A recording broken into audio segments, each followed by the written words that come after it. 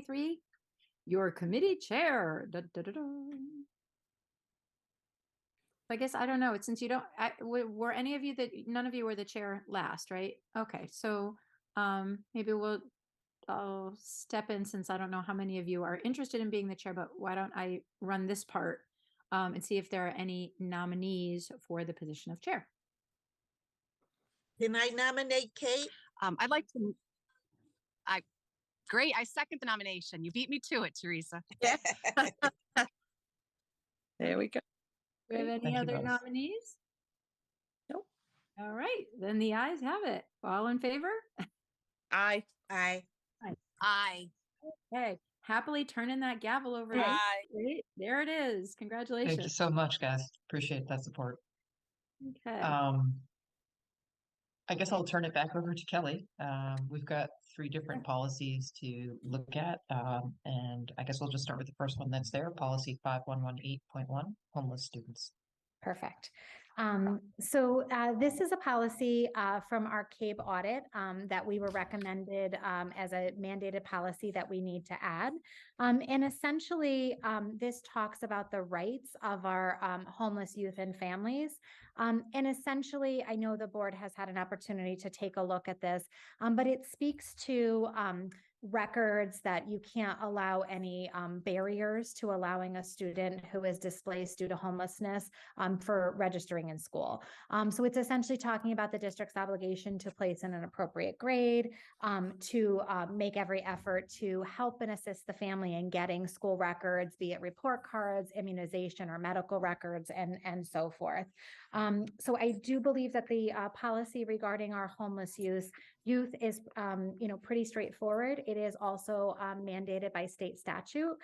So I don't know if we want to go through kind of section by section. I'm happy to do that. Or if we want to turn it over for any questions, I'll defer to you, Ms. Canetta. Thank you, Kelly. What's the preference of the committee? Do folks want to go through this section by section? Well, how do you know? If they have to have an address, how do you contact them? What does it say? Sure. So essentially, when a student loses permanent residency, the obligation of the educational institution or the district defaults to the last school that the student was officially placed in. So I'll give you a hypothetical scenario.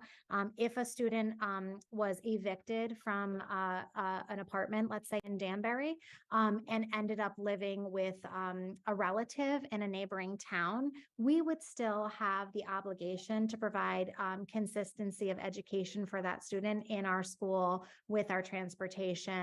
And then if the student were to establish permanent residency, and that is always the goal, to work with these students and families to assist them to do what is in the best interest of that child. Once that permanent residency is established, then we would assist with the transfer of records, whether it's coming into Danbury or going out of Danbury. And so essentially this policy speaks to those displaced or homeless youth when they're registering with us here in district, that we cannot allow. Sometimes students that fall into this category have attended multiple schools, and so obtaining their prior educational records and medical documentation and so forth, it can be a little bit cumbersome. And so we just want to make sure that we're supporting these families. Thank you. Sure. Julie, I see that you have a hand. Yes, I have a question. Will this be in conjunction with social services or just in school? So this policy speaks to the school. This policy speaks to the school. Okay. Oh, I'm sorry, I just heard my voice echoing. The policy speaks to the efforts of the school, but oftentimes, Julie, we are working with other agencies, be it social services. Sometimes it might be an agency like the Department of Students and Families. Sometimes it might be an educational advocate. So anyone else that is working to support the student and family, we are going to work and coordinate services. But the specifics of how a student gets placed and registered in Danbury is outlined in the policy. In practice or procedure, those are just other agencies we work with, because we always want to support the whole child throughout this process. Kelly, it looks like Perfect, on thank the you. screen there's a blank for, I don't know whether you want to recommend a title or a name or a reference to another document, like we'll disclose annually or something like that. But there is a blank there. So I am the liaison for the district, so that would have, I think, what I would recommend for that, thank you, Kim, for pointing that out, would just be, the assistant superintendent or designee. And that way it would be either myself or someone, if there were to be, in my absence, that could institute that. And this speaks to, I work very closely with Kara Wanzer and Gina, who are our data reporting folks, as we are required to report any student that is considered a homeless youth in our district. We report those, and it is very confidential. It's reported to the state so that they can keep track of numbers. There are also, and this is a little bit outside of the policy, but there are grants that the district is eligible to apply for to help with some of those wraparound supports and services for these students and families. So if it's okay, Kelly. I would say assistant superintendent or designee in that blank. Sorry. Go ahead. Do I'm we sorry. have a significant, I'm sorry, So Terry, I just want to ask a real quick question and then I'll be happy to recognize you Sorry. as well. Okay, no problem. Oh, okay. So Kelly, I just want to confirm, we're sort of already have these practices in place and the adoption of this particular policy is to some degree a formality, correct? That is absolutely correct. Okay, thank you. Terry, did you have another question? Is there a significant population that this applies to? Or It is that we not, have? yeah, no. So we report annually, and I'd have to pull the exact number, Terry, but it is not a significant number of students and families, but it does fluctuate and vary from time to time. Sure, sure. Any other just- questions from board members? Go ahead, Yeah. Michelle. A quick question. So I had met a family that had moved here and did not have the documentation and had commented that they were waiting like 2 months because they were living, but it was almost like a sublease. They were kind of taken in. And somebody else, obviously the owner, was not, maybe aware of it. I don't really know, but it was an issue because they couldn't show residency to get into the school. So how is that different from what you're saying? What is that time frame? Is this applicable to what you're talking about? I mean, they're not homeless, but in a sense, they don't have an address or can't necessarily ask the landlord to show that they're on the lease, right? Or they don't want to kind of stir up trouble. So how do you work around something like that? Yeah, excellent question. And I'll try to give you an answer, as each situation is unique. Sure. So at central registration, one of the things that we've spent time working with staff and training is to know what questions to ask of students and families. Or particularly the parents or guardians that are registering, or the designee who is registering the child. What we want to do is absolutely make sure that we're enrolling students that are Danbury residents. But if a situation sounds in which, to your point, Michelle, that there's difficulty because there's a unique circumstance, it should trigger through conversations with the family. Do they qualify as homeless youth? And if so, there's a series of questions that we would go through to identify that.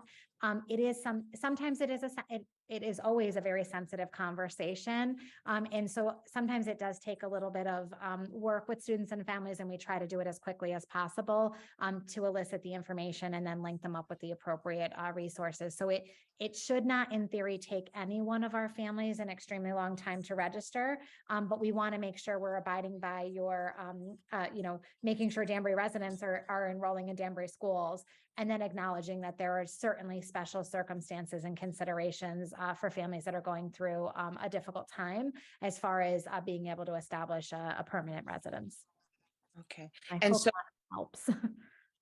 no, thank you, it does. So if we then establish that, yes, they will be, enrolling, that's when we set them up for the clinic and for all that, right? That precedes that process. Like, how long does that process typically take? Is it a couple of weeks? I know it.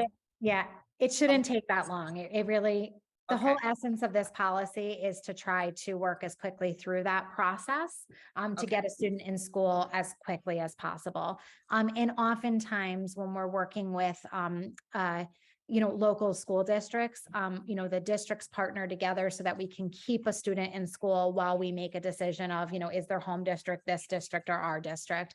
And so there are also liaisons for the district. There's a liaison for the state that we can reach out to if there's questions, and really help us to navigate some unique circumstances. Thank you so much. Hope that's helpful. And certainly what I would just ask is if there's any situation in which you're aware of something that's taking, a longer period of time, alert one of us, Kim, myself, we can certainly follow up on it. Because we don't want it to be a barrier. We want to make sure the right kids are registering as far as residents, but we also don't want there to be barriers when there's a unique set of circumstances. Thank you. Appreciate it. So before we go any further, I just want to ask if there's someone here who can take some notes. The notes for this committee typically reflect the specific actions that we're taking. So in this case, I think we're going to be making a recommendation for a first read. Is that right, Kim? Yes. Okay. So is there someone who can take some notes about as these motions are coming forward? I And will give also it. record. I'll give it a Thank you. shot. Not my And I'll be forte. happy. I appreciate that, Michelle. If you want to, send the notes to me afterwards, I can let you know, just if there's any information that needs to be added or adjusted. Okay. You got it. And, I appreciate it. Thank you. and if I could just, I'm sorry, if I No, go could ahead. just add, there's, on page 4 of this policy, Michelle, there's just a blank that we're going to say assistant superintendent or designate. That would just be one important thing. And I also have taken those notes and we'll make sure it gets reflected in there. And then we're making the recommendation for first read. Okay. Thank you, Superintendent Kelly. or what was it? Superintendent or? Assistant superintendent or designate. Thank you. Okay. Got it.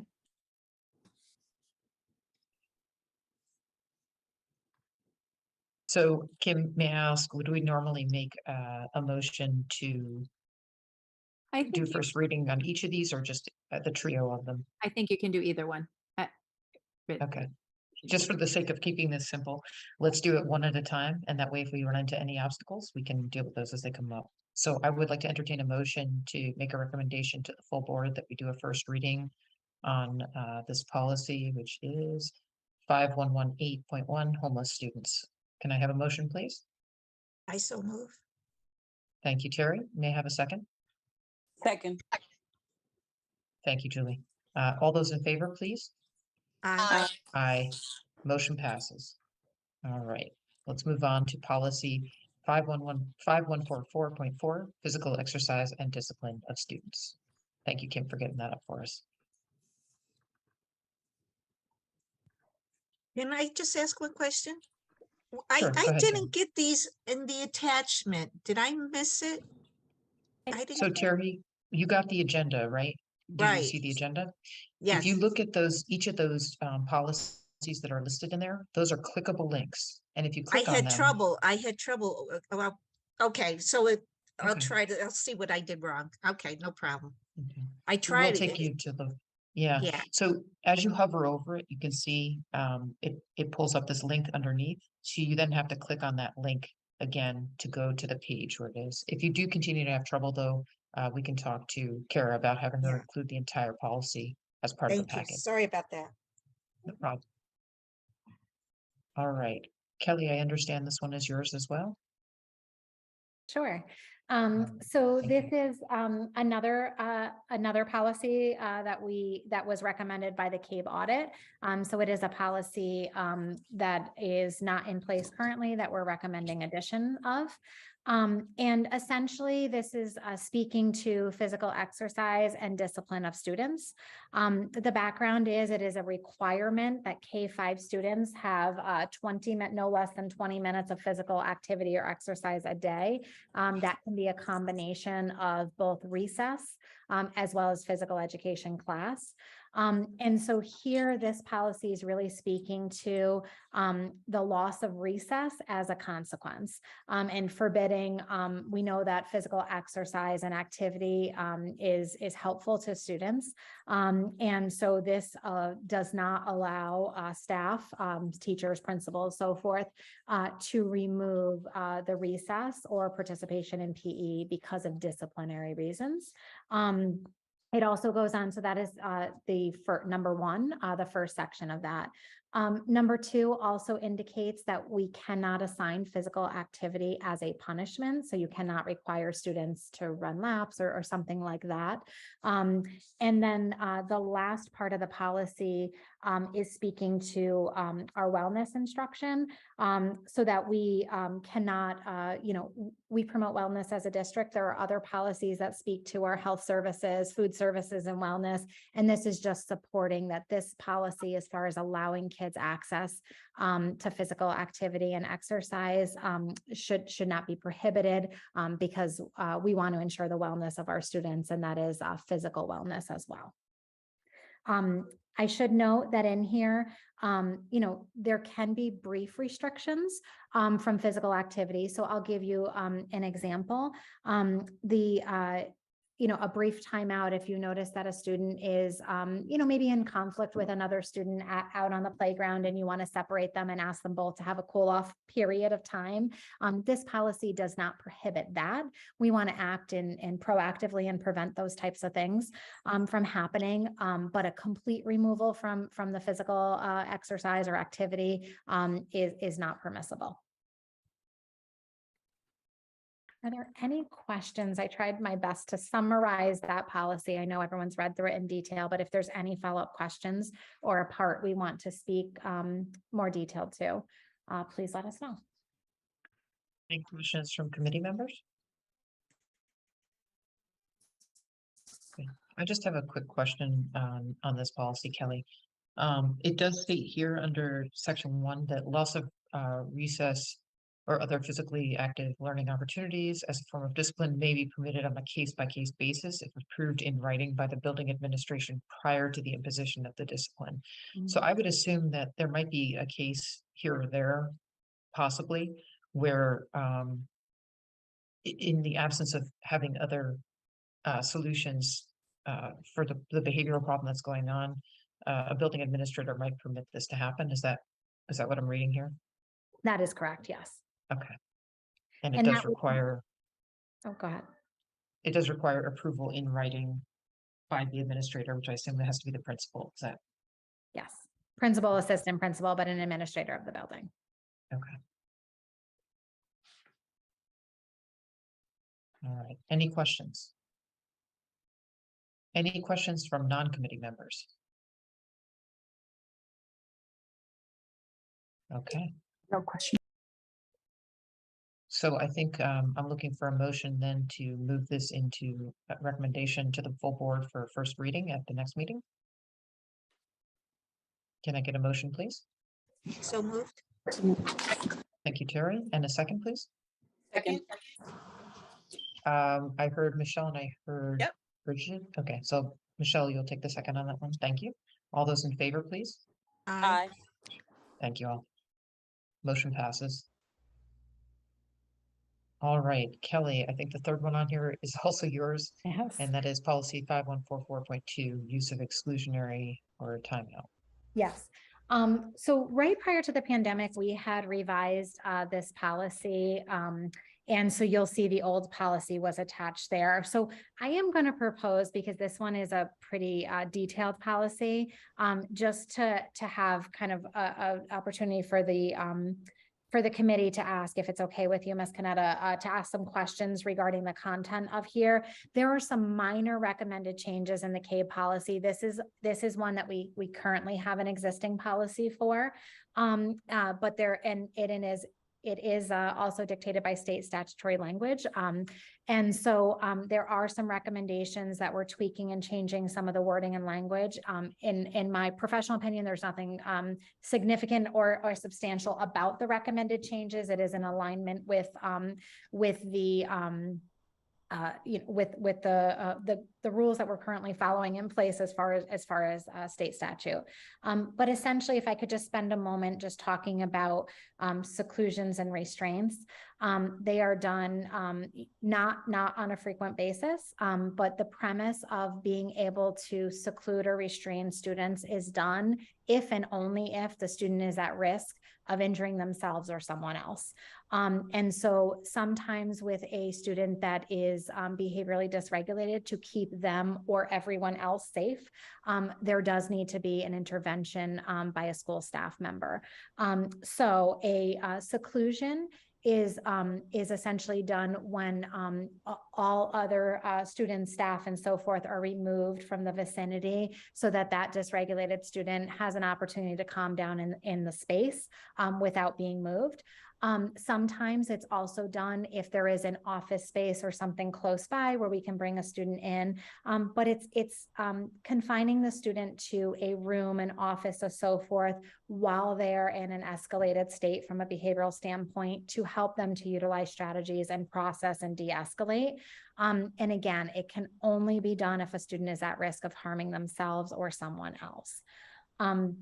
The restraint piece would be done if we've tried all de-escalation strategies. Potentially a seclusion may have been tried, but if a student continues to be at risk of harming themselves or someone else, that we could engage in a restraint process, and essentially that means a physical hold of a student.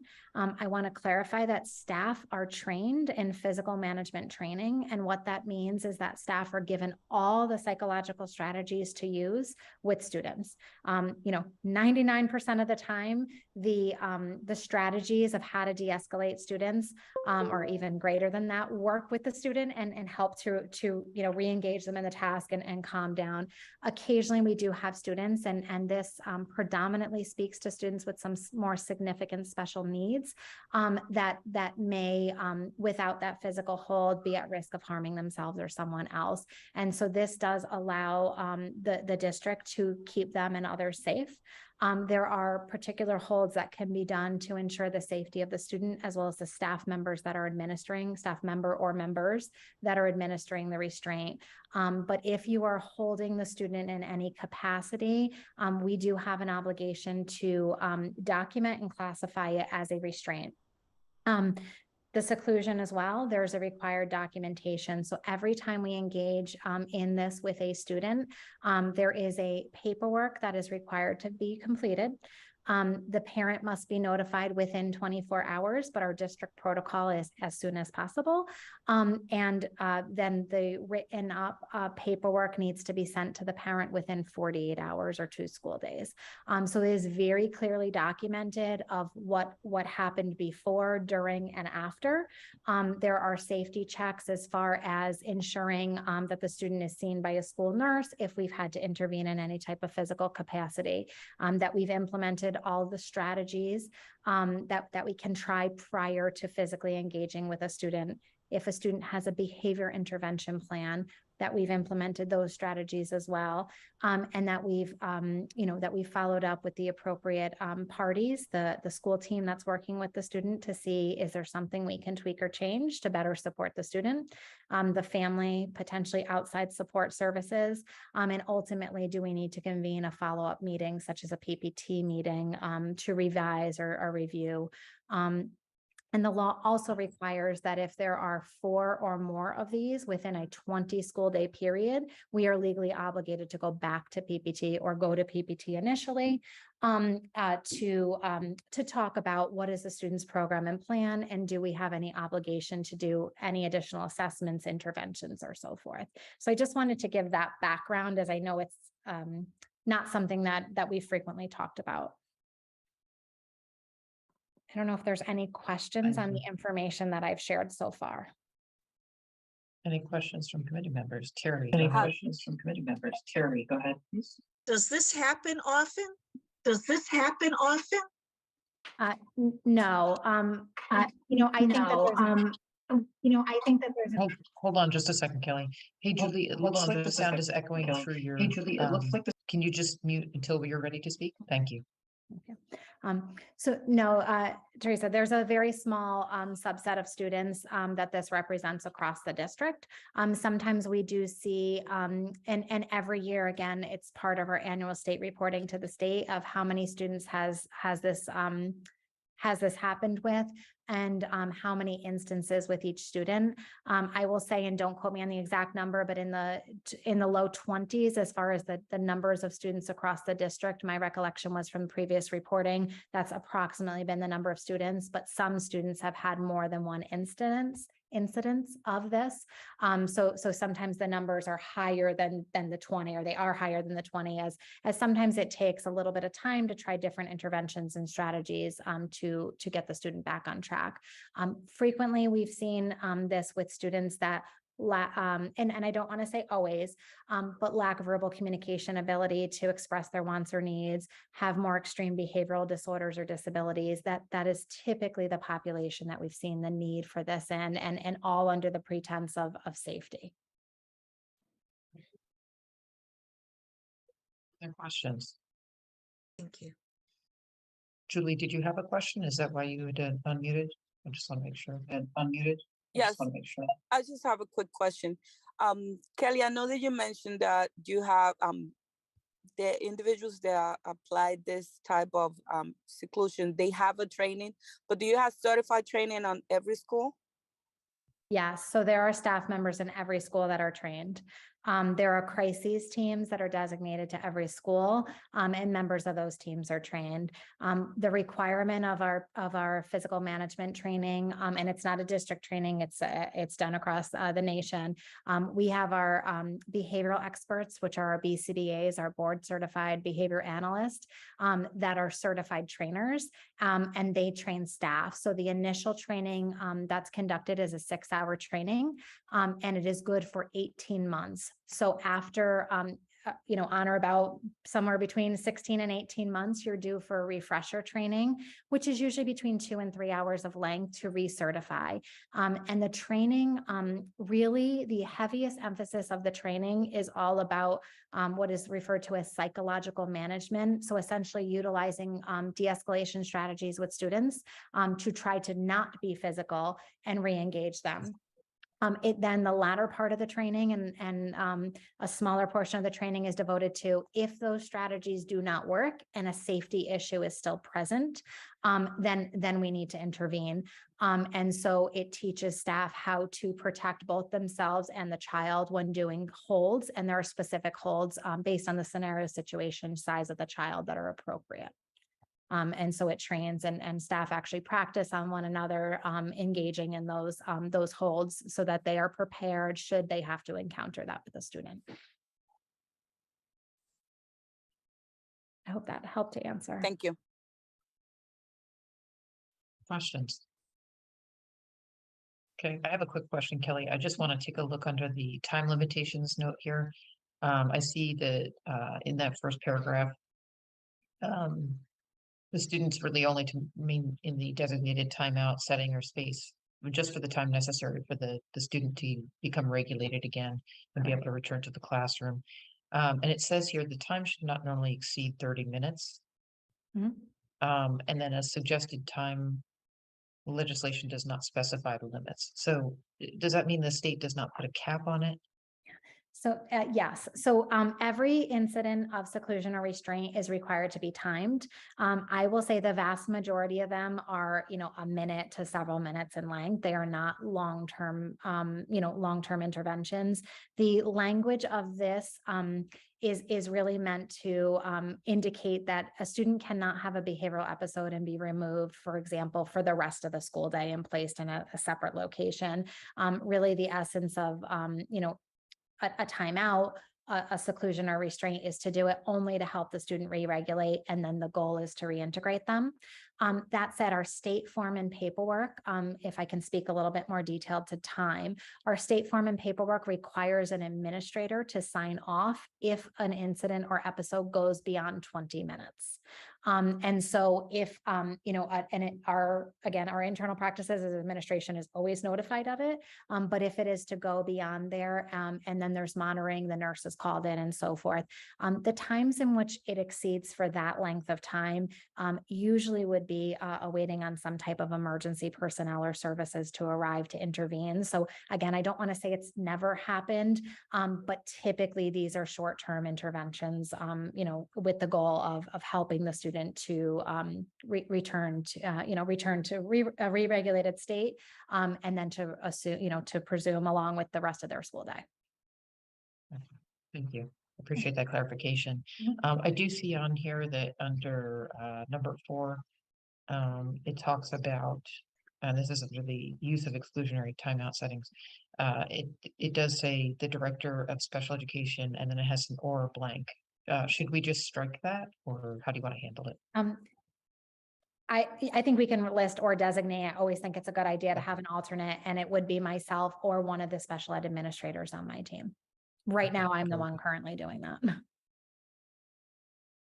Thank you. Yep. All right. So with that, go ahead, Michelle. Just one question and I'm just wondering, because I know we're talking about security and safety. When they are set aside to kind of calm down, is that videotaped? Is that allowed or not? I'm just wondering, as far as, is that something that we do or wouldn't do, or, as far as, So Trans- no, yeah. you know what I mean? I know it's I don't know. I'm just kind of wondering if that's something that would or would not be done, or positive or not. So it is not something that we're doing nor recommending to videotape a child in an escalated state. That said, there are teams of individuals that are responding. So while this might start with one staff member and one student, when a crisis situation evolves, there is a response of more than one adult individual in the school. Part of that is for both the staff and students' safety and benefits. We want to make sure that we have observers around to make sure that kids and staff are safe. But we don't want to add an undue burden by taping someone in that situation. I will say we do have cameras in the school environment, as you guys are aware, and hallways and things like that. So could it be based on the location on video? It may be, but it would not be something that we would advise or recommend that we start recording when a child's having a behavioral episode. Okay. We did actually have an Arant employee who did actually videotape as an observer who faced some discipline. And I mention that only because there's lots of things that spiral out of a restraint. So there may be kind of ancillary employment related action that we have to take in response. It may be that the wrong person is intervening who hasn't been trained, or someone is videotaping what's happening that shouldn't be. So there's lots of things that often, Kelly and I will partner together on those, because they can often be an event, and they're jarring, and they're a little nerve-wracking to watch. And so we often have spiraling consequences as a result. Great. I just was curious, with today's technology and body cams and, what really happened, whatever, the child, maybe, that's all. So thank you. No, it's a good question. Any other questions from board members? And this is open to any board members now. Anyone who's not on the committee have any questions? Policy, and I'm sorry I'm late. I didn't have a chance. All 4 of these policies, how can I download them and read them? Because it's going to be for the first reading. Am I correct? Correct. These are going to recommendation for the board for first reading. Okay. So did you receive a copy of the invitation to this meeting, Gladys? I assume you did, since you're on here. Yes. So I will go over and I can download them from the invitation. So attached to the invitation was the agenda for it, and within the agenda there is a list of the 3 policies that we're looking at tonight. Yeah, and you can click on each one of those. I get it. Okay. Thank you, Kim. Appreciate the demo. Like Vanna White.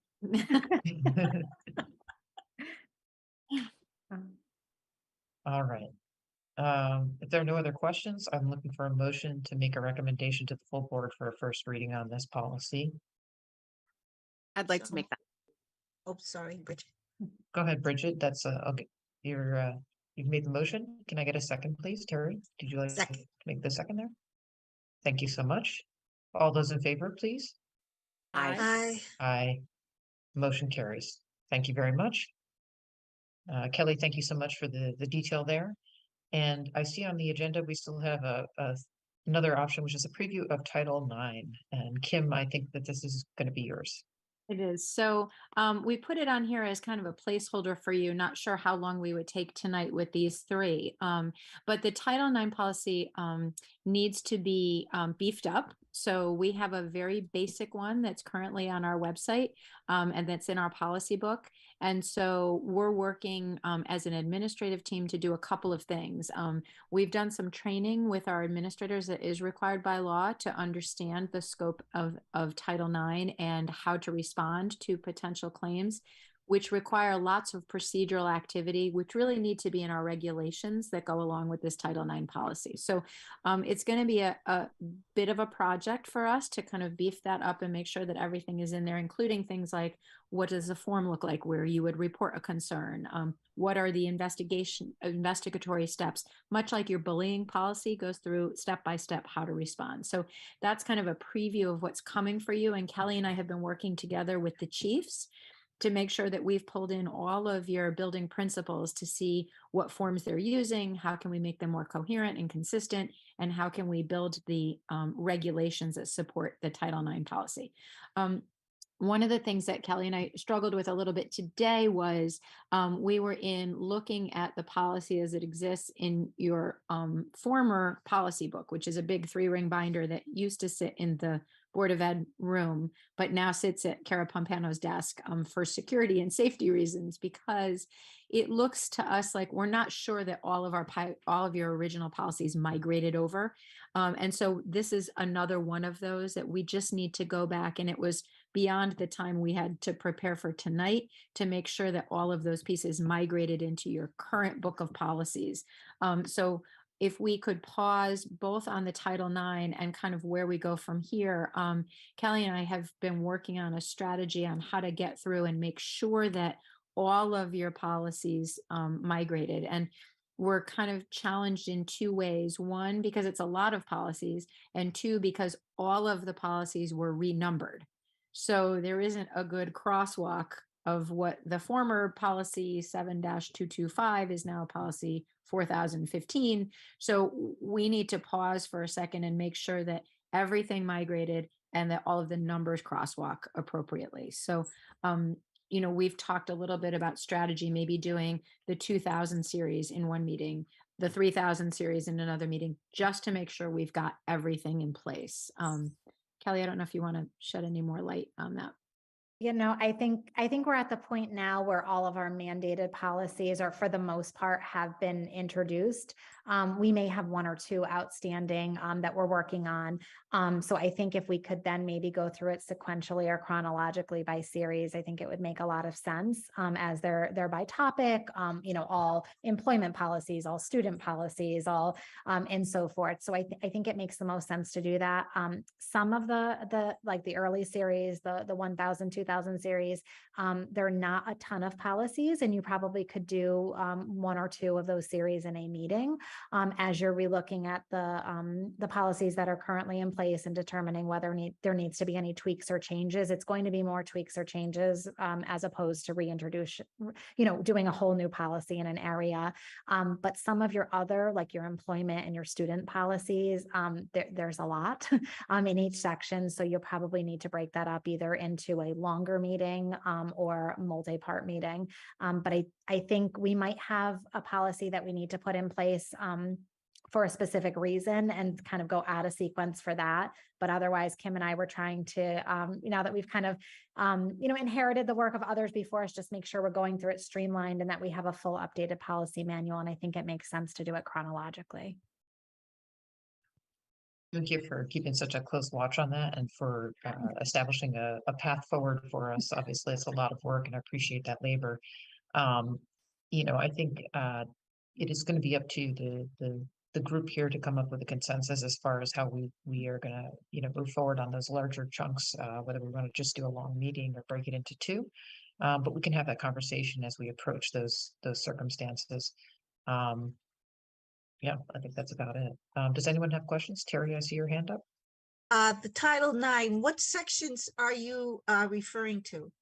So the Title IX policy itself is not all that long. It talks about, basically the concept is you can't impede a child or a student's access to education on the basis of sex. Where we're seeing it flow out are things like a student grabs, a boy student grabs a girl student or smacks her on the behind out at recess. Is that a violation of Title IX? Meaning, does that warrant an investigation into the conduct of the student such that because it is based on sex or gender, it may inhibit that female student's access to her educational experience? So then that would trigger investigation. How do we go through that? And it looks, again, a lot like your bullying policy, but there are pretty specific steps. You need to speak to both parents. There are notice requirements. There are follow-up requirements. It may require a safety plan for the student. So there's a series of steps that are procedurally required, and that's what you'll see most likely in the regulations that support the bland statement that says, you shall not do this. You shall not undertake this kind of action that implicates sex or gender. What section of the policy book does that fall under? Or, Well, or the policy number? That's a good question. It's different in both books. So I was having trouble finding it in the new version. So I'm sorry I don't have both numbers for you right here. I can send them to you after. They're different in both books, and I'm not sure. I'm having trouble finding them in the new versions. Kara was very gracious. She gave me a hard copy books, and because I'm a legal secretary background, I'm familiar with updating regulations. So that's what I've been doing. So I just want to make sure I know on my book Did which she policies. Did she give you because she just gave us today the 2 3-ring binders with the color coded papers in them? Is that what she gave you? I got here, they're not color coded. No, I got tabbed papers, but because and it's a 3-ring binder. She did this for me a couple weeks ago, about a month ago, probably. Okay. Mine's in the other room, but I can show you. That's what led us to think we weren't sure everything migrated over. So for example, when I looked at the personnel tab in the existing binder, meaning your old policies, it was about probably 4 or 5 inches worth of paper. But in this current volume, it looks like it's only, 1/4 of an inch and a couple of policies. So I think that's what Kelly and I are trying to figure out is, what else needs to go in so that we have one comprehensive binder that's got everything. Yeah. And then we'll go ahead and upload that to the website because it's kind of all piecemeal right now. Okay. So I will get back to you. It was originally in the 7,000s. Now I think it's in the 4,000s. I know I'm missing the 7. I was asking her about the 7,000 section. I don't even have that. Yeah. And so she says that is being updated. She said by CABE. And so I don't even have that section. Yeah. So yeah. I think, I think what Kelly and I realized today when we put all those binders next to each other, we've asked for one copy of the old binder in like a really ugly color, like orange paper, one copy of everything. And then we're going to break that out into sections, and we're literally going to go through them and make sure that they all migrated into the new binders, which is probably what you have. I hope. I know. Thanks. We do too. All right. Any other questions from committee members? Okay, any questions from board members who are not on the committee?